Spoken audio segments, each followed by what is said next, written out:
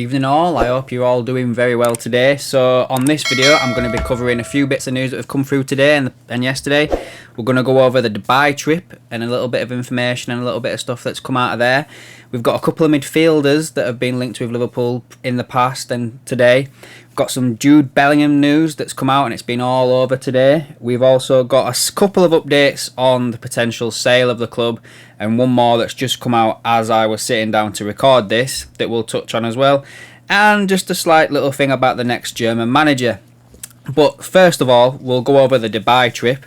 So as you probably know now, Liverpool have been over in Dubai for this warm weather pre-season training malarkey that they're doing now. And we've seen some positive news in Luis Diaz coming back from injury and joining in with the team training. And also Naby Keita's been there as well. Now, the interesting thing about Keita in this is that when it was first announced that he was going along with like Jota and that lot, he was supposed to be doing some sort of individual training, but there's been images over the past couple of days now of him actually training with the full team, so he must be further ahead in his so-called recovery from his injury than originally was noticed. So that's all good news, isn't it? And we've got the new club doctor over there as well with him, even though he's not technically in any sort of official capacity yet, because apparently he's still working his notice from his previous job. But all well and good that we've got some players back, and Keita being there as well, being back, is kind of positive, I guess, with the whole numbers that we need in midfield. So, I still think he'll be going at the end of the season no matter what happens from now until then. But is a number in it to bring back. Right, next we're going to go over some midfielders that have been linked to Liverpool today. And we'll start with Musa, from the American midfielder who plays for Valencia. So it says today in the Daily Mail that he's been offered a contract improvement to fend off any interest from Premier League giants Liverpool and Chelsea. Now, the kid did, for me, perform pretty well for America in the World Cup. He's only 20 years of age. He plays most of like a midfielder, but he can also play out on the wing. And he also has this kind of like Genie Wijnaldum thing about him that I kind of like, and I was quite impressed with him, to be fair. They're looking to put like £100 million or euros release clause in there, which would probably stave off interest from Liverpool, I think, for definite at this moment in time with the owners that we've got right now. But he was somebody I would probably look to probably sign in if we weren't going to get Jude Bellingham. But we've got an update on that's coming up in just a little bit. Now, the other midfielder that we've been linked with today, and there seems to be a little bit of behind this, is Sofran Amrabat from Fiorentina. Now, according to a journalist at Foot Mercato, Klopp spoke to Amrabat's entourage agency before he went to the World Cup, and he's had some decent performances there, I'm not going to lie. And apparently it says here that Amrabat's people are going to be spoke to again once the World Cup is over. Now, I've done a little bit of digging on this player, and sorry, I just loaded it up. He mainly plays DM. So far this season, though, like if you have a look at his stats for this season, he is currently for Serie A 13 appearances, 7 yellow cards, no goals, no assists. But he is a DM. When he was playing against Spain, he was all over the place, wasn't he? Like, I think like he was just unstoppable in that game, like stopping everything. He is 26 years of age, which is slightly on the old side.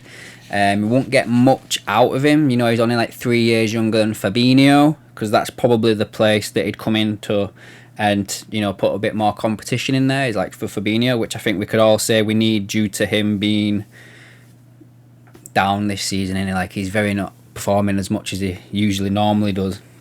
But the interesting thing that I think we should probably keep an eye on this one for is that his contract's up in the summer. So I do think he could be somebody that Liverpool brings in during the January transfer window as a midfield reinforcement.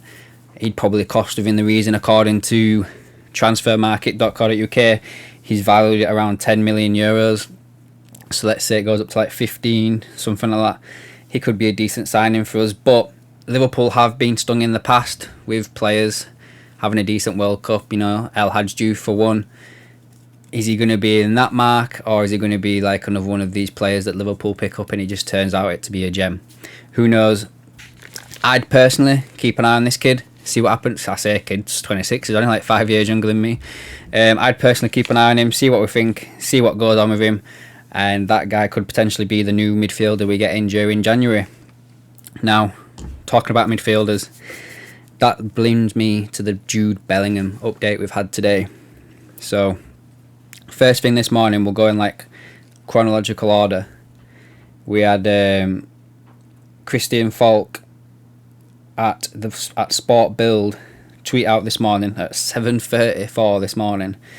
Liverpool are favourites to sign Jude Bellingham from Borussia Dortmund next summer. Talks are more advanced than with Real Madrid. The family of Bellingham prefers the transfer to Liverpool Football Club.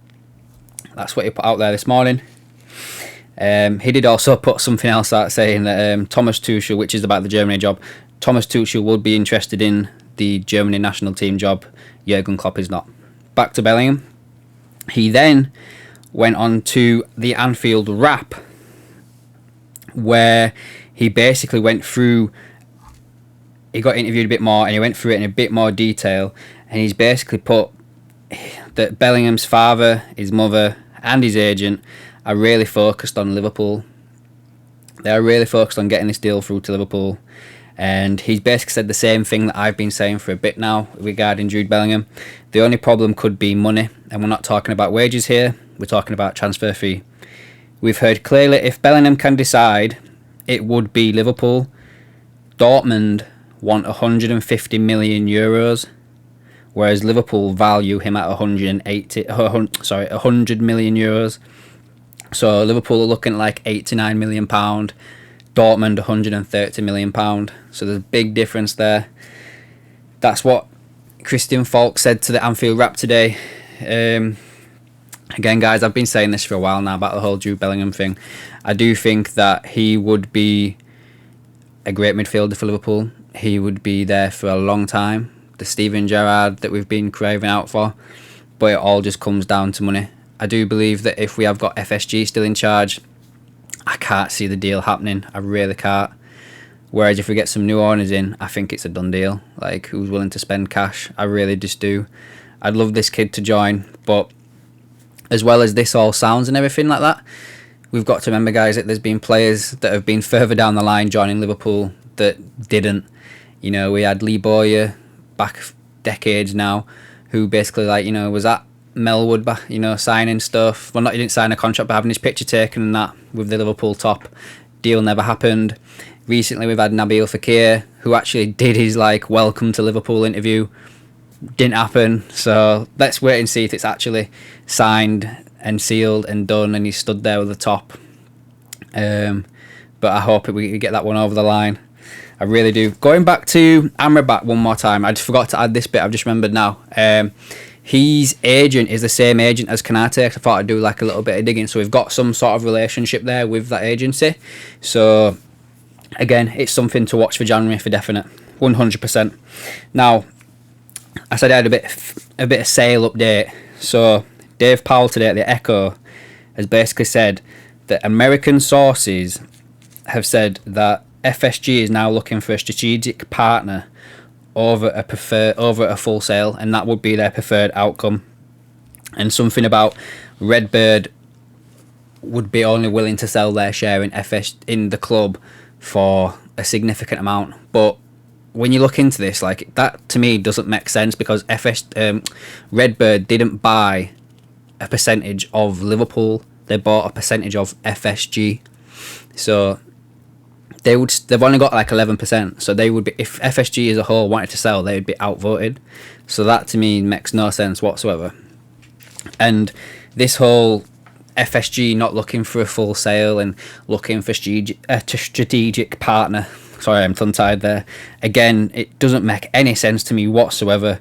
Like, I just can't get my head around that. It's just a simple thing for me, which is, this is all about getting the correct fee that they want from these people that are bidding for the club.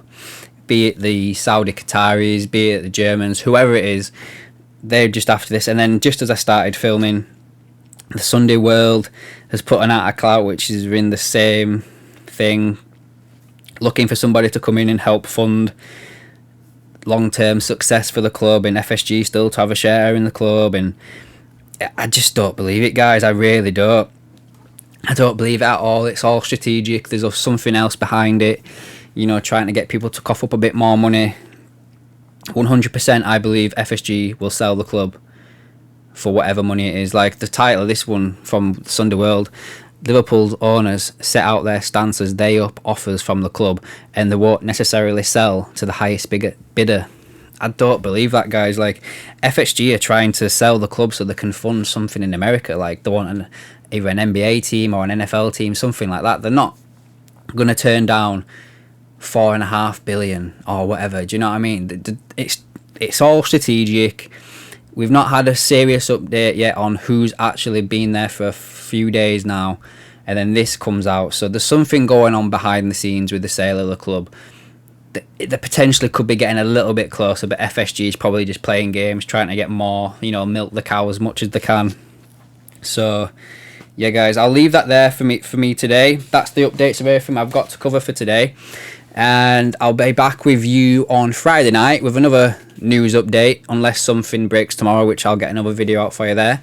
So if you're new here, guys, subscribe to the channel, like the video if you've enjoyed it, and put a comment down below. Let me know what midfielder you would like Liverpool to sign in January. Casado, Amrabat, this Musa guy from Valencia. Let me know down below, guys, and I'll catch you in the next one.